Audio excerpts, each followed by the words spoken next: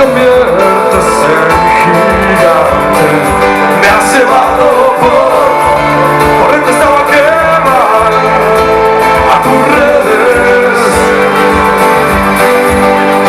y tus ojos son los prismas devolviendo oscuridad. No pretendas defenderte, te diré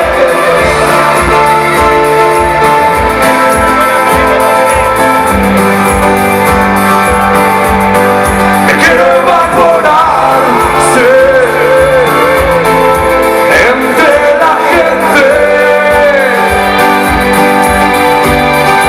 No lo vas a negar, algunas voces no resisten y un pulgar pueden asfixiar, ya que madruga Dios no existe. Ya puedes preguntar por ahí, buenos tuyos. Si una gota acaba el vaso, otras veces ya se